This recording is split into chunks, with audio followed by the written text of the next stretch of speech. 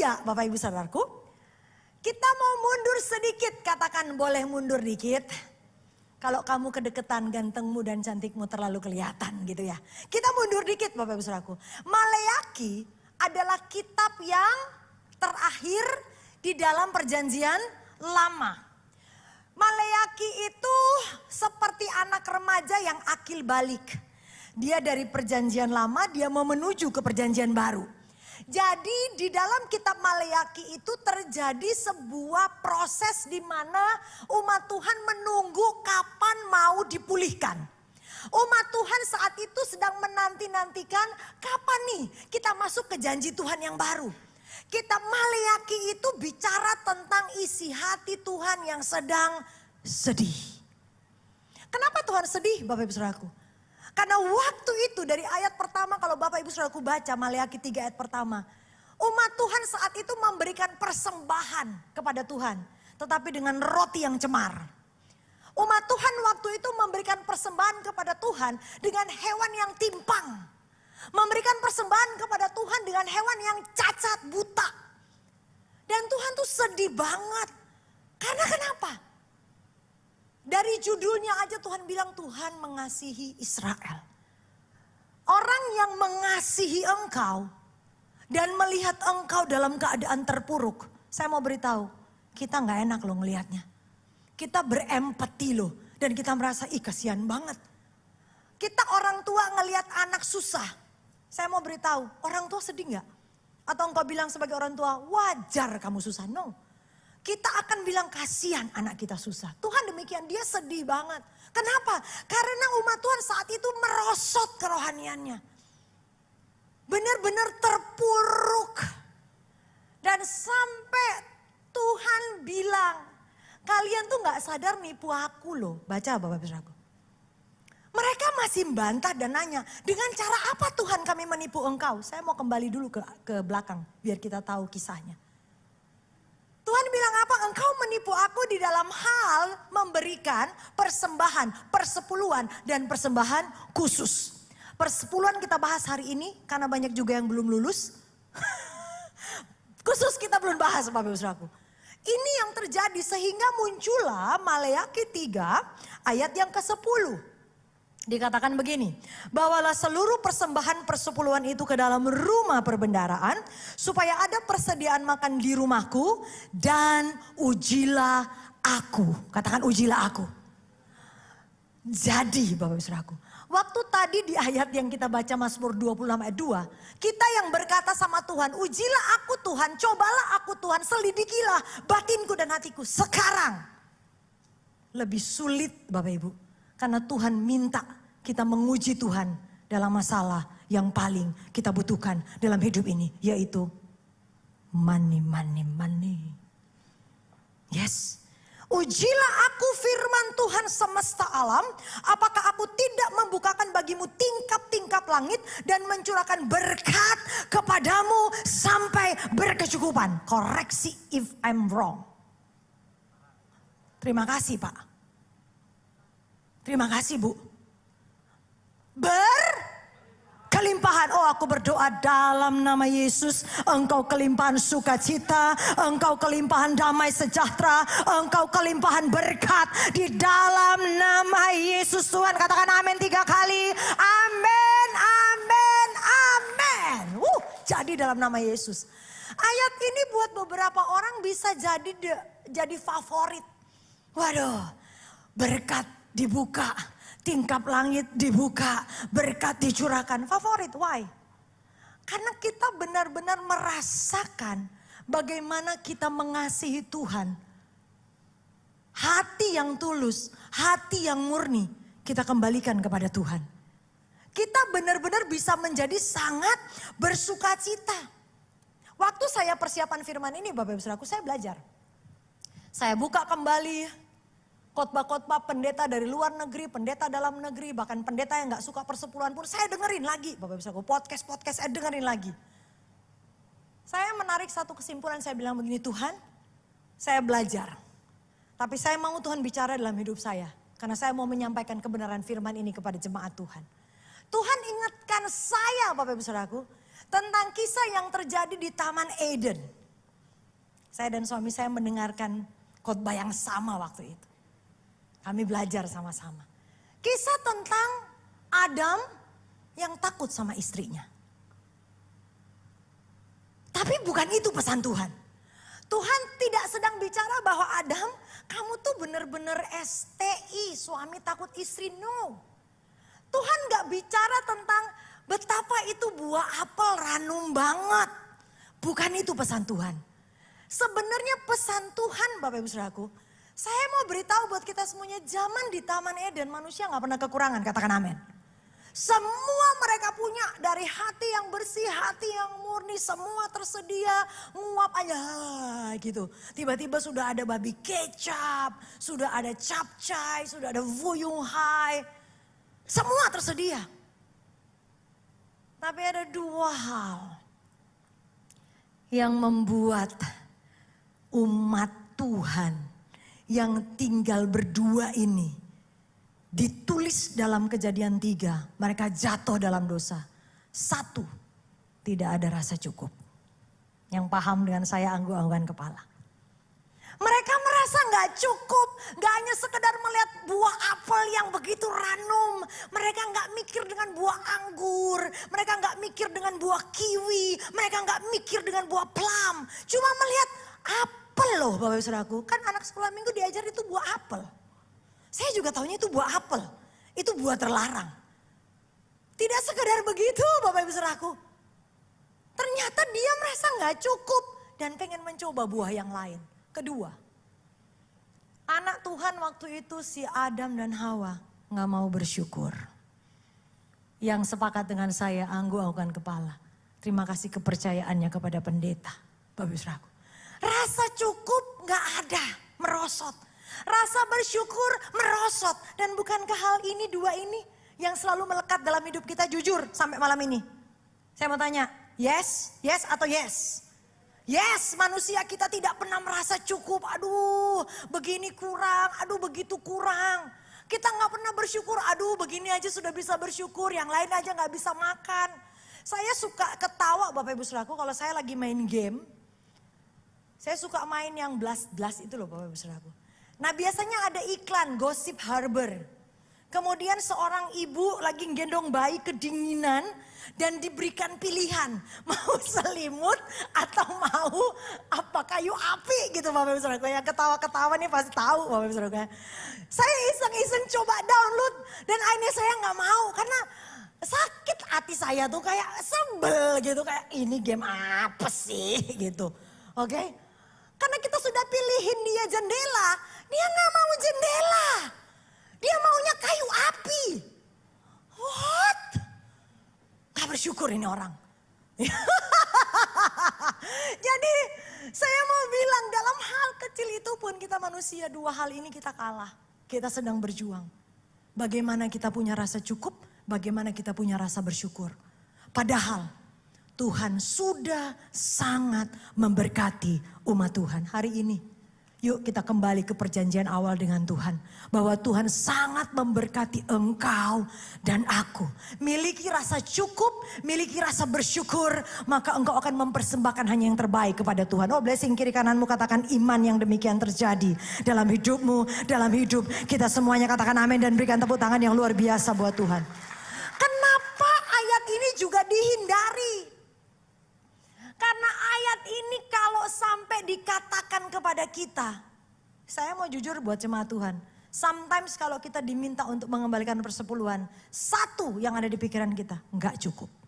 Jujur. Kita akan berpikir, Tuhan nggak cukup. Ini pasti nggak cukup. Saya mau beritahu buat kita semuanya, it's not the point. Poinnya adalah kembali ke perjanjian awal kita dengan Tuhan. Tuhan sangat memberkati kita. Kenapa kita menghindari ayat ini? Kenapa kita menghindari khotbah-khotbah tentang keuangan di gereja? Kenapa kita menghindari masalah menabur? Kenapa kita menghindari persepuluhan? Simpel Bapak Ibu Saudaraku, karena ada gejolak di hati. Ada konflik di hatimu yang kau merasa bahwa Tuhan, apakah benar ini cukup? Kalau mungkin engkau dalam hal berkelebihan, waktu firman Allah disampaikan, Maleakhi 3 ayat 10 disampaikan, kau akan berkata yes. Penghasilan 10 juta, berapa persepuluhannya? 1 juta, kecil Tuhan. Tapi waktu engkau merasa kurang dan harus mengembalikan persepuluhan, Tuhan boleh tunda dulu gak Tuhan? Nanti deh. Oh jujur Bapak Ibu, jujur. Pastor Susan ngalamin. Sampai pernah ada pengertian yang salah di pikiran saya merasa persepuluhan dicicil Bapak Ibu. Aduh, bertobatlah saya, kerajaan Allah sudah dekat. Sampai satu pengertian bahwa saya mengerti bukan itu maunya Tuhan. Tuhan mau hati kita. Seberapa engkau memberi tidak akan pernah merubah berkat dan anugerah yang akan Tuhan berikan dalam hidupmu. Oh, kasih tepuk tangan yang dahsyat bagi Raja di atas segala raja. Tidak pernah berubah. Tuhan pasti akan selalu memberkati engkau. Hari-hari ini yuk percayalah bahwa mungkin kita sedang dalam sebuah racing. Kita sedang dalam faith tested. Kita sedang dalam family tested. Yang kita merasa bahwa Tuhan, proses imanku belum berakhir. Proses dalam keluargaku, ujian ini, tes ini belum berakhir. Masih dalam tested. Saya mau beritahu, kebenaran firman harus disampaikan. Bahwa engkau dan aku pasti diberkati sama Tuhan. Siapa yang setuju dengan saya bahwa semua yang kita miliki ini adalah titipan? Goyangkan kakimu, salah satunya aja. Oke, good. Titipan. Makanya kenapa ada yang namanya kematian. Dan kemudian kita bilang begini, ya gak apa-apa Tuhan, semua ini kan hanya titipan. Saya mau beritahu semua dalam hidup ini titipan. Semuanya harus dikembalikan kepada yang Maha Kuasa. Saya punya handphone, saya mau ke toilet. Kemudian saya bilang begini, titip dong, aku ke toilet. Nah, pura-pura ya kalau saya ke toilet beneran Bapak Ibu Saudaraku, lama khotbah kita bisa sampai besok pagi. Nah waktu saya titipkan HP saya balik dari toilet, saya kan akan bilang begini. Makasih ya. Kemudian Rika bilang begini, enggak Mam, kan sudah titipin sama aku. Jadi milikku. Rika tinggal di mana? Gang mana? Kita cegat rame-rame Bapak Ibu Saudaraku, bener enggak? Kenapa? Kenapa harus dikembalikan? Karena bukan miliknya, tapi menjadi milik saya. Rika, one day kamu akan punya handphone kayak begini dalam nama Yesus. Amin. Kasih tepuk tangan buat Tuhan. Yes. Semua itu titipan Bapak Ibu Saudaraku. Gak ada yang bisa merasa bahwa ini semua milikku. Aku pegang erat-erat. Seberapa banyak dari engkau yang terlalu engkau pegang erat-erat. Maka itu malah terlepas. Gak bisa dipegang lagi, terlepas. Semua itu titipan, sama dengan miliknya Tuhan. Tuhan mau apa yang menjadi milik Tuhan itu dikembalikan. Sekali lagi saya bersyukur tidak ada yang ke toilet. Karena biasanya kalau ngomongin masalah persepuluhan ada banyak reaksi jemaat. Ada yang banyak yang batuk-batuk. Gitu. Tiba-tiba ada yang dari tadi puji Tuhan saya bersyukur. Oh Tuhan puji Tuhan dari tadi khotbah nggak ada yang ke toilet gitu. Jemaat tidak ada yang berkurang. Biasanya ada yang udah ke toilet lah gak balik-balik dia. Ya kan? Atau mainan HP gitu. Kata Pastor Susan mainan blast bagus nih dia. Mainan game gitu. Puji Tuhan ada yang mainan game cuma sedikit gak ketahuan sih gitu.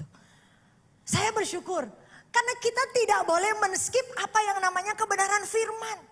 Reaksi hati kita itu akan sangat menentukan kondisi hati kita. Saya ulangi. Reaksi kita akan sangat menentukan kondisi hati kita. Waktu engkau happy, kau senyum. Waktu engkau sedih, muram mukamu. Bahkan kadang-kadang mencucurkan air mata karena sedih. Ini psikologi banget. Sama, waktu engkau mendengarkan tentang khotbah keuangan. Waktu engkau mendengarkan tentang persepuluhan. Apa yang menjadi reaksi dalam hatimu? Apa yang menjadi reaksi dalam hatimu? Yang bersuka cita kasih tepuk tangan yang luar biasa buat Tuhan. Oh dalam nama Yesus. Semua umat Tuhan bersuka cita. Karena kita harus diberkati sama Tuhan. Hari ini jangan sensitif. Untuk bicara tentang uang. Karena iblis menipu. Sehingga engkau dan aku belum mendapatkan kebenaran. POV. Bahwa hatinya Tuhan engkau harus diberkati. Hati kita harus selalu melekat sama Tuhan. Minggu terakhir kemarin Januari Bapak Ibu Saudaraku, saya sakit. Kamis ke Bandung, Jumat masih di Bandung, Sabtu masih di Bandung, Pastor Yosi pulang ke Jakarta. Saya masih di Bandung untuk pelayanan. Saya Jumat makan bareng. Sabtu saya menggigil, Bapak Ibu Saudaraku, menggigil hebat. Kemudian Minggu saya tahan, saya balik ke Jakarta. Sampai di Jakarta saya merasa badan saya nggak nyaman. Tapi saya merasa saya sudah nggak apa-apa.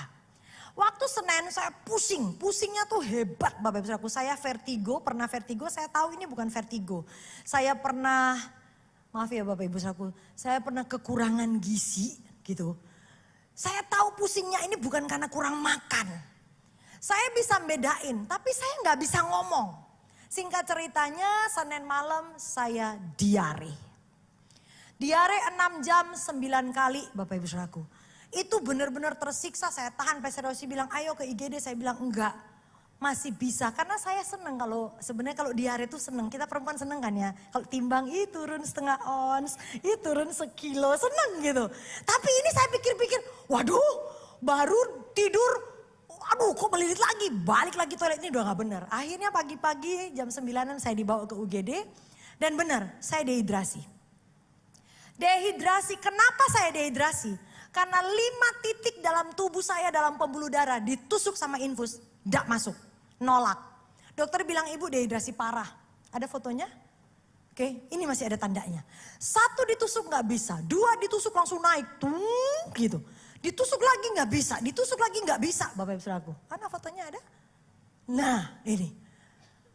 Sampai saya merasa bahwa, waduh kok bisa gini ya. Saya sudah bahasa roh, doa.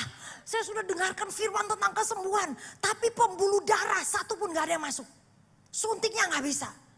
Sakit. Sampai harus dipanggil orang dari ICU untuk mengganti ke tangan kanan saya. Jam setengah 12 malam, gak bisa tidur. Karena tangan kiri sudah bengkak, sudah dikompres, tetap dia gak tahan. Pindah ke kanan, pindah di pembuluh darah atas, gak bisa. Saya sampai bilang, Tuhan izinkan tapi Tuhan gak biarkan. Saya tidak akan bicara tentang sakit saya, tapi namanya pendeta pasti bisa dibelokkan kembali ke persepuluhan. Nah begini ceritanya Bapak Ibu Saudaraku. Kalau dikaitkan tentang persepuluhan, sebenarnya hal yang paling bisa membuat saya marah. Kenapa saya masuk rumah sakit? Kenapa saya diare? Kenapa saya dehidrasi? Karena saya salah makan. Benar? Saya nggak akan mungkin balik ke tempat makan itu dan saya bilang, Bapak, jorok, bersihin piring nggak benar. Saya ngeliat sendiri Bapak Ibu Saudaraku, itu musim hujan. Jadi dia nyuci piring itu cuma pakai 1 ember, kemudian cuma dicelup. Biasanya makan situ juga nggak sakit perut Bapak Ibu Saudaraku. Saya nggak mungkin datang bilang ke bapaknya, Pak ganti rugi. Nggak mungkin Bapak Ibu Saudaraku. Trauma pernah. Saya kalau sudah ngelihat dokter datang, suster apalagi Bapak Ibu Saudaraku. Dan dia bilang, aduh ibu kok bengkak ya. Saya langsung bilang pindah tangan ya sus. Suami saya sampai bilang begini, sayang jangan jadi penakut. Dalam hati saya nggak ngerasain lu ya. Ding. Saya bisa trauma. Tapi saya tidak mau membenci makanan yang saya makan. Saya tidak mau membenci orang yang masakin buat saya.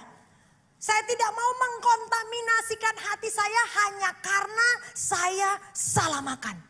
Saya tidak akan mempersalahkan gereja yang menyalahgunakan uang dari Tuhan. Dan membuat saya tidak bisa untuk memberkati gereja Tuhan. Dan membuat saya tidak bisa mengembalikan persepuluhan. Gak bisa Bapak Ibu Saudaraku. Paham maksud saya? Intinya adalah jangan hanya karena satu masalah, satu kesalahan yang dilakukan oleh beberapa pihak tentang keuangan, tentang persepuluhan. Dan kita mengeneralisasi semuanya bahwa gak benar. Saya mau beritahu, firman Allah gak pernah salah. Persepuluhan itu gak salah. Tapi yang paling penting hari ini, hatimu dipulihkan. Diperbaiki, datang kepada Tuhan, lekatkan hatimu sama Tuhan dan berkata, Tuhan engkau segala-galanya dalam hidupku. Katakan amin. Oh kasih tepuk tangan yang luar biasa. Bagi Raja di atas segala Raja. Konflik di hatimu hari ini dipulihkan. Lihat kiri kananmu, dipulihkan saudaraku. Dipulihkan. Awal muasal dari persepuluhan itu bukan hukum Taurat. Banyak debat, banyak podcast, banyak pendeta yang mempermasalahkan masalah ini. Tapi coba kita lihat apa yang terjadi sebelum zaman hukum Taurat. Zaman hukum Taurat itu zamannya Nabi siapa Bapak Ibu Saudaraku? Musa. Apa yang terjadi jauh sebelum Musa? Abraham masih bernama Abram. Kita lihat sama-sama. Kejadian 14 ayat 18 sampai 20. Kejadian 14, 18 sampai 20 Melkisedek. Raja Salem membawa roti dan anggur. Ia seorang imam Allah yang maha tinggi. Zaman perjanjian lama Melkisedek itu disamakan dengan, ada yang tahu? Tuhan Yesus. Imam Allah yang maha tinggi, 19. Lalu ia memberkati Abram. Ini Abram, belum Abraham. Ini jauh banget sebelum hukum Taurat. Diberkatilah kiranya Abram oleh Allah yang maha tinggi pencipta langit dan bumi. 20 kita baca sama-sama 1, 2, 3. Dan terpujilah Allah yang maha tinggi yang telah menyerahkan musuhmu ke tanganmu. Lalu Abram memberikan kepadanya 1/10 dari semuanya. Ceritanya saya persingkat begini Bapak Ibu Saudaraku. Waktu itu ini Abram sedang dalam proses proyek misi menyelamatkan ponakannya yang bernama Lot. Waktu itu Lot ditawan oleh sekitar 5 raja-raja Bapak Ibu Saudaraku. Nggak terima dong sebagai uncle yang baik ya kan. Sebagai paman yang baik nggak terima. Abram bilang gila gue berkuasa pasukan gue punya semua saya punya. Ponaan ditawan maju gitu. Ini yang dilakukan Abram. Dia menyelamatkan Lot. Dan benar Lot diselamatkan. 5 raja-raja dari timur ini dibantai sama Abram. Bahkan gak hanya itu Abram membawa jarahan pulang banyak. Gak hanya budak, gak hanya tentara. Dia bawa jarahan banyak. Raja Sodom tahu masalah ini. Raja Sodom datang kepada Abram dan bilang, Bram, uang, harta, semuanya gue gak butuh. Tapi balikin budak-budak. Orang-orang ahli dan terlatih, balikin. Tahu jawaban Abram apa? Tidak, 1 utas benang pun dari milikmu akan kuambil. Aku tidak mau sampai engkau berkata Raja Sodom yang memberkati Abram. Karena aku mau hanya Tuhan pencipta langit dan bumi. Allah yang maha tinggi yang memberkati aku. Itu jawaban Abram. Wow, saya baca ayat ini saya tergetar hatinya. Berapa banyak engkau dan aku yang mau berani berkata seperti Abram. Tuhan yang memberkati aku. Bukan yang lainnya. Tuhan yang memberkati aku. Oh jadi dalam nama Yesus Tuhan yang memberkati Abram. Abram tahu benar. Sekarang kita lihat Bapak Ibu Saudaraku apa yang terjadi kepada generasi Abram. Yakub. Yakub waktu itu dia dikejar-kejar sama Esau. Nanti setelah itu kita baca ayatnya. Di dalam masa dia melarikan diri Bapak Ibu Saudaraku, ini anak konglomerat. Anaknya Ishak. Dia lari karena dia dikejar sama kakaknya sama Esau. Hanya karena sop Brenebon. You know what's the meaning of the sop Brenebon is? Menadun is? Sop kacang merah Bapak Ibu Saudaraku. Singkat ceritanya dia dikejar luar biasa. Sampai seorang anak konglomerat tidur pakai bantal dari batu. Ini kata firman. Di waktu dia tidur Bapak Ibu Saudaraku dia capek banget. Dan dia mimpi. Katakan Yakub bermimpi. Yakub bermimpi melihat malaikat turun naik, turun naik, turun naik. Saya tahu, saya yakin itu adalah open heaven. Itu adalah tingkap langit. Yang Maleakhi 3 bilang, tingkap langit yang dibukakan bagi Yakub dan berkat dicurahkan dalam kehidupan Yakub. Saat itu Yakub berkata kepada Tuhan. Kejadian 28, 20 sampai 22. Lalu bernasarlah Yakub. Nasar itu sesuatu yang sudah terjadi atau belum terjadi Bapak Ibu Saudaraku? belum terjadi. Lalu bernasarlah Yakub, jika Allah akan menyertai dan akan melindungi aku di jalan yang kutempuh ini, memberikan kepadaku roti untuk dimakan dan pakaian untuk dipakai, sehingga aku selamat kembali ke rumah ayahku, maka Tuhan akan menjadi Allahku. Oh, saya berdoa di tempat ini, Tuhan yang menjadi Allahmu dan Allahku, katakan amin. Dan batu yang kudirikan sebagai tugu ini akan menjadi rumah Allah. Namanya apa? Bethel. Akan menjadi rumah Allah. Coba kita baca kalimat yang terakhir bersama-sama, 1, 2, 3. Dari segala sesuatu yang kau berikan kepadaku, akan selalu kupersembahkan 1/10 kepadamu. Katakan amin. Hari ini pesan Tuhan buat kita semuanya. Hatimu harus melekat sama Tuhan. Engkau harus tahu sungguh-sungguh bahwa Tuhanlah sumber segala sesuatunya. Ini bicara tentang prinsip iman. Yakub belum menerima apa yang dia punya. Saat ini mungkin kau berada di titik terendah dalam hidupmu. Dan kau berkata, Tuhan, gak ada berkat. Gak cukup. Tapi saya mau beritahu, sekali lagi, hatimu bukan hartamu, kata Tuhan. Fondasi kita hari ini, perbaiki sikap hatimu di hadapan Tuhan. Dan Tuhan akan mencurahkan berkat ke atasmu. Yang bahkan engkau belum pernah dengar, engkau belum pernah lihat, belum timbul dalam hatimu. Tuhan yang menyediakan bagi engkau di dalam nama Tuhan Yesus. Katakan amin. Katakan aku beriman kepada Tuhan. Katakan aku percaya kepada Tuhan. Katakan Tuhan sumber berkatku. Katakan amin. Oh, Tuhan sumber berkat kita semuanya. Pelajarannya Bapak Ibu Saudaraku yang pertama. 10% dari 100 Bapak Ibu Saudaraku. 90% adalah berkat yang harus engkau doakan, engkau percaya, engkau imani bahwa dari berkat yang 90% itu engkau akan dicukupkan. Bahkan firman Allah berkata berkelimpahan. Katakan amin. Oh, jadi atasmu dalam nama Yesus. Kasih tepuk tangan yang luar biasa buat Tuhan. Teknisnya gampang Bapak Ibu Saudaraku. Teknisnya gampang. Apa yang menjadi pertama dalam hidupmu? Apa yang menjadi pertama dari penghasilanmu? Itu yang kau kembalikan kepada Tuhan 10%. Jangan jadi kayak anak muda yang kaya kemarin. Kita masih ingat? Minggu lalu.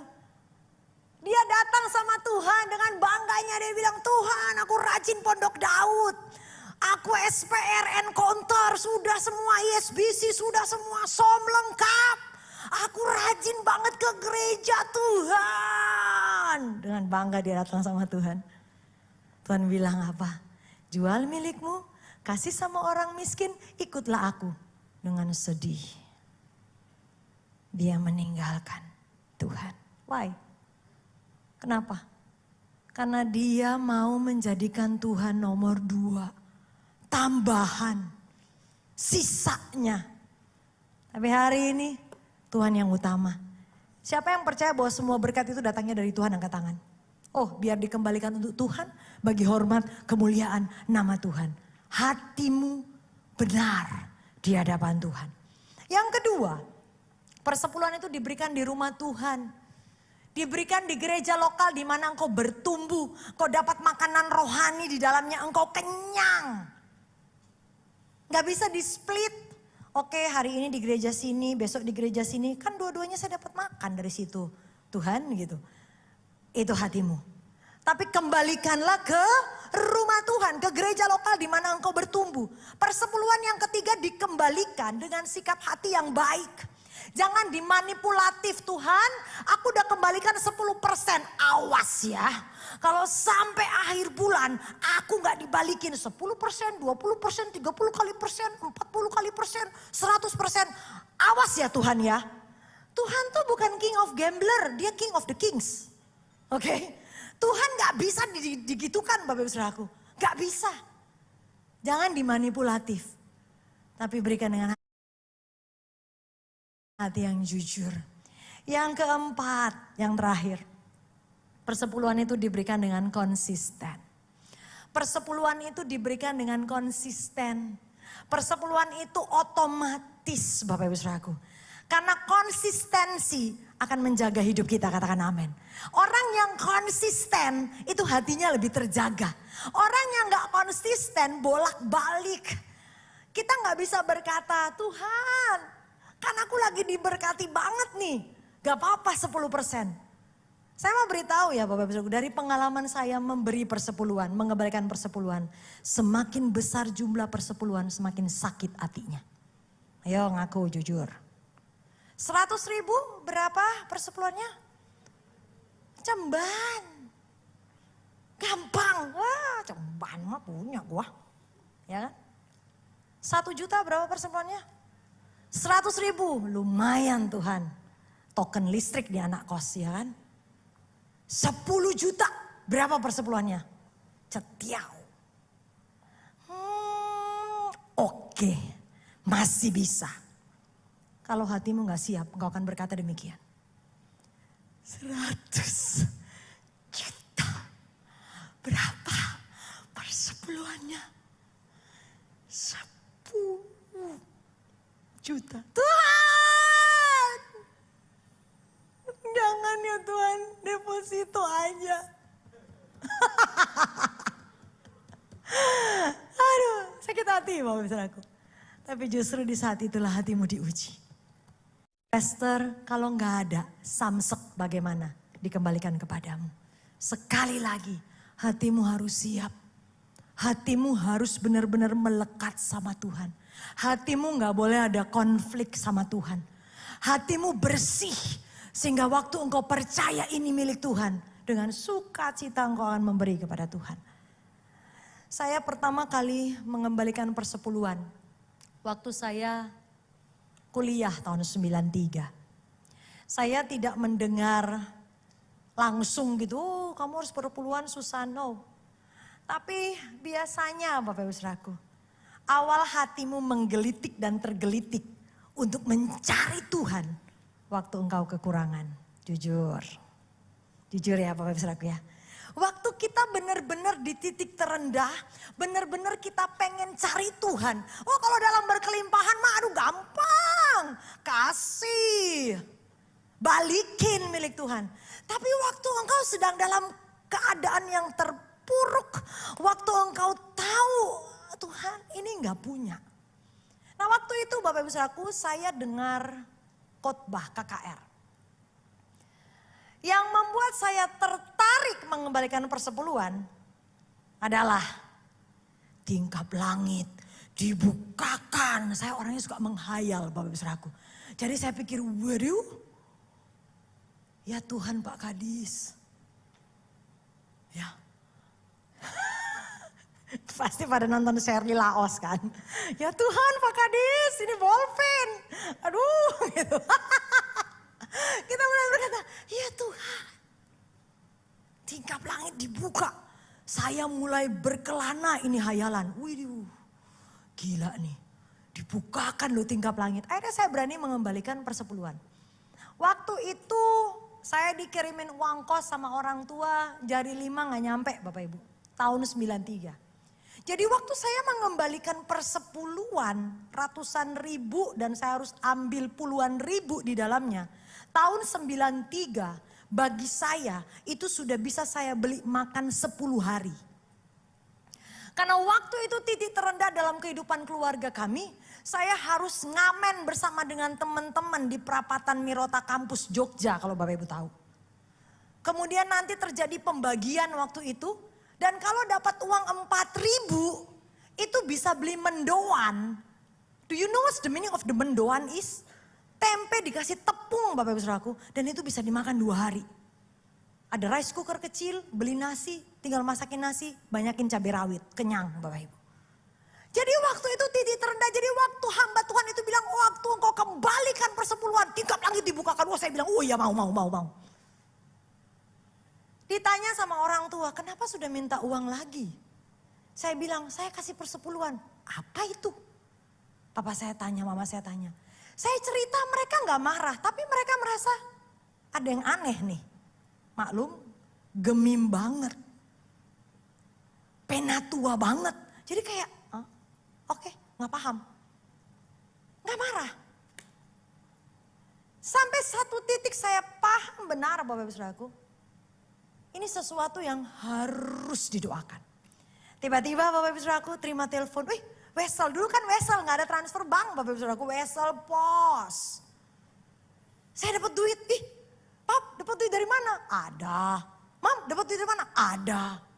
Saya mau beritahu, tingkap langit benar-benar dibukakan. Dan berkat Tuhan dicurahkan.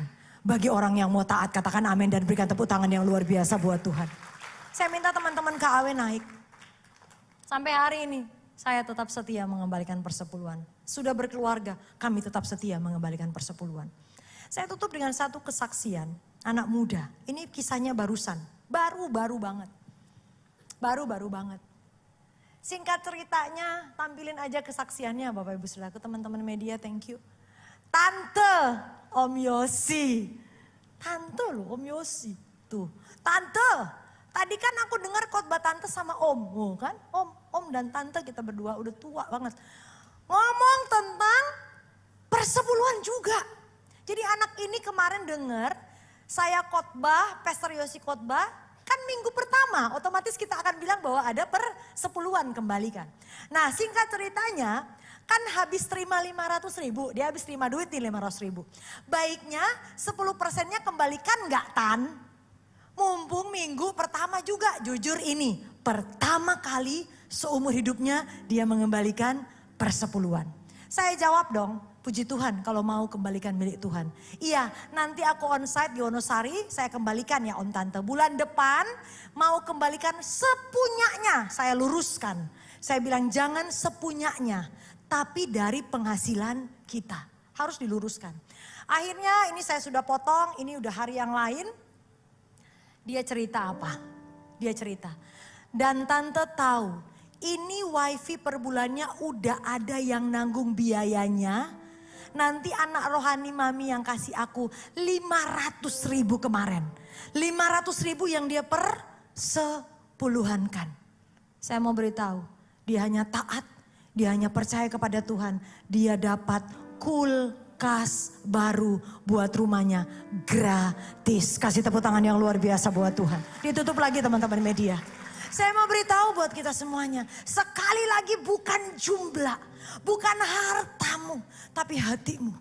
Waktu engkau percaya, Tuhan pasti memberkati engkau dengan caranya yang ajaib. Enggak melulu masalah uang, masalah kulkas pun Tuhan sediakan dalam hidupmu. Hari ini, jangan ada konflik di hatimu. Tuhan sedang mencari hati yang mau melekat sama Tuhan.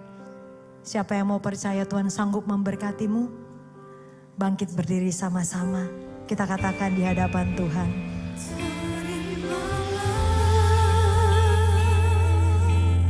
Segenap hati kami Tuhan.